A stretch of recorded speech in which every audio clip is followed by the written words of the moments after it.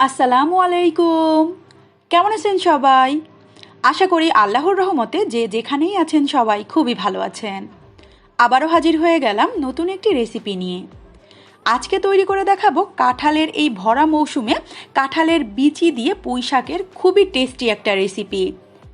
আর আমার এই রেসিপিটা দেখে যদি একবার রান্না করে খেয়ে দেখেন তাহলে বুঝবেন পুঁই শাকের আসল টেস্ট কোথায় থাকে বা কিভাবে রান্না করলে পুঁই শাকটা অনেক বেশি মজার হয়ে থাকে। প্রথমেই চুলায় একটা প্যানের মধ্যে দিয়ে দিচ্ছি আমি 1/4 কাপ পরিমাণ সয়াবিন তেল। তেলটা যখন খুব ভালোভাবে গরম হয়ে যাবে দিয়ে দিচ্ছি এখানে 1/2 কাপের মতো পেঁয়াজ কুচি। আমি এখানে রান্নাটা পেঁয়াজ কুচি দিয়ে করছি, আপনারা চাইলে পেঁয়াজটাকে বেটেও কিন্তু ব্যবহার করতে পারেন। জাস্ট 2 থেকে 3 মিনিটের মতো একটু ভেজে নিব। পেঁয়াজটা যখন হালকা একটু সফট হয়ে আসবে সেই পর্যায়ে এখানে দিয়ে দিচ্ছি কুচি করে নেওয়া কাঁচামরিচ। আপনারা চাইলে এখানে শুকনা মরিচের গুঁড়াটাও ব্যবহার করতে পারেন, তবে আমি কিন্তু এই রান্নাটা সম্পূর্ণ কাঁচামরিচের সাহায্যেই করব। তারপর দিয়ে দিচ্ছি এখানে আমি 1 টেবিল চামচ পরিমাণ রসুন বাটা, তার সঙ্গে দিয়ে দিচ্ছি 1/2 চামচ পরিমাণ আদা বাটা। এখন এই পেঁয়াজের সঙ্গে আদা রসুনটাকেও কিছুক্ষণ খুব ভালোভাবে ভেজে নিব।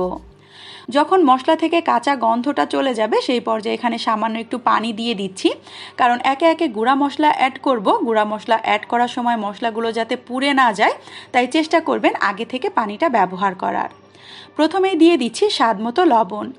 লবণের আসলে নিজস্ব কোনো পরিমাপ নেই, যে যেমন খেতে পছন্দ করেন তার টেস্ট মতো দিয়ে দেবেন। দিয়ে দিচ্ছি 1 টেবিল চামচ পরিমাণ হলুদের গুঁড়া, 1 চা চামচ পরিমাণ জিরার গুঁড়া। এখানে কিন্তু এক্সট্রা আর কোনো বাটা মশলা বা গুঁড়া মশলা আমি ব্যবহার করব না, শুধুমাত্র এতটুকু পরিমাণ মশলা দিয়েই আজকের রান্নাটা আমি তৈরি করে দেখাবো। মশলা কম হলেও রান্নাটা খেতে কিন্তু বেশ মজার। দিয়ে দিচ্ছি এখানে কিছু বাগদা চিংড়ি।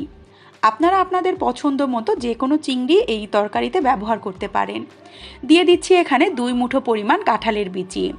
উপরের শক্ত খোসাটা ছাড়িয়ে আমি ভেতরের যে লাল খোসা সেটাও কিন্তু বটি দিয়ে খুব ভালোভাবে ছাড়িয়ে নিয়েছি, তবে এভাবে ছাড়িয়ে নিলে দেখতে কিন্তু বেশ ভালো লাগে। 2-4 মিনিট খুব ভালোভাবে কষিয়ে নিয়ে তারপরে এখানে দিয়ে দিচ্ছি আগে থেকে কেটে ধুয়ে পরিষ্কার করে রাখা পুঁই শাক। আমি যতটুকু পরিমাণ তরকারি রান্না করব সেই অনুপাতে সম্পূর্ণ সবজিগুলো কিন্তু আগে থেকে কাটাকাটি করে ভালোভাবে ধুয়ে রেডি করে রেখেছিলাম।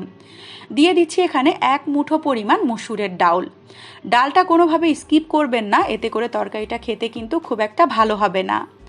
ঢাকনাটা দিয়ে জাস্ট 5 মিনিটের মতো একটু অপেক্ষা করেছি। দেখতেই পাচ্ছেন এই পর্যায়ে শাকটা কিন্তু অনেকটাই কমে এসেছে।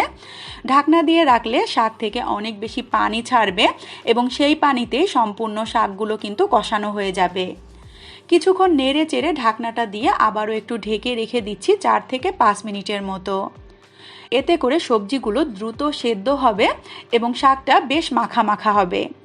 দেখতেই পাচ্ছেন আবারও 4-5 মিনিটের মতো আমি ঢেকে রেখেছিলাম। ঢাকনাটা তুলে আবারও একটু নেড়ে চেড়ে ফাইনালি এখন দিয়ে দিচ্ছি আমি ঝোলের পানি।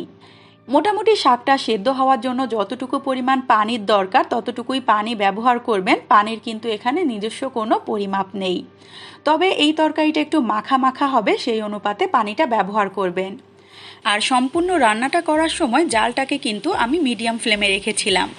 এতে করে সবজিটা যেমন দ্রুত সেদ্ধ হয়ে গিয়েছে তেমনি ঝোলটাও কিন্তু বেশ মাখা মাখা হয়েছে। ঢাকনাটা দিয়ে আমি 15 থেকে 20 মিনিটের মতো রান্না করে নিব। কিছুক্ষণ পর একটু নেড়ে চেড়ে দিয়েছিলাম, সেটা সম্পূর্ণ স্কিপ করে দিয়েছি যাতে করে ভিডিওটা খুব বেশি বড় না হয়ে যায়। ফিরে আসলাম ঠিক 15 মিনিট পর। এই পর্যায়ে আমি চেক করে নিয়েছি শাক, কাঁঠালের বিচি, ডাঁটা সব কিছু প্রপারলি সেদ্ধ হয়ে গিয়েছে এবং দেখতেই পাচ্ছেন কতটা সুন্দর মাখা মাখা হয়েছে। আর এই মসুরের ডালটা দেওয়ার কারণেই কিন্তু শাকের তরকারিটা বেশ মাখা মাখা হবে। ঝাল লবণ আমি টেস্ট করে দেখে নিয়েছি, সবই কিন্তু পারফেক্ট ছিল। ঢাকনাটা দিয়ে 5 মিনিটের মতো রেস্টে রেখেছিলাম। 5 মিনিট পর আমি আপনাদেরকে ফাইনালি তরকারিটা একটু সার্ভ করে দেখাচ্ছি। গরম গরম সাদা ভাতের সঙ্গে এই তরকারিটা খেতে এত বেশি মজা হয়, বাসায় এভাবে রান্না না করলে কিন্তু কখনোই বুঝতে পারবেন না। আমার কাছে তো পুঁই শাক যেভাবেই রান্না করা হোক না কেন ভালো লাগে, তবে এইভাবে রান্না করলে যে এত বেশি মজা হয় আমার তো বারবার ক্ষুধা লেগে যায় শুধুমাত্র এই তরকারি দিয়ে ভাত খাবো এই জন্য। আশা করি রেসিপিটা ফলো করে বাসায় রান্না করে দেখলে আপনি এবং আপনার পরিবারের লোকজনরা সবাই বেশ পছন্দ করে খাবেন।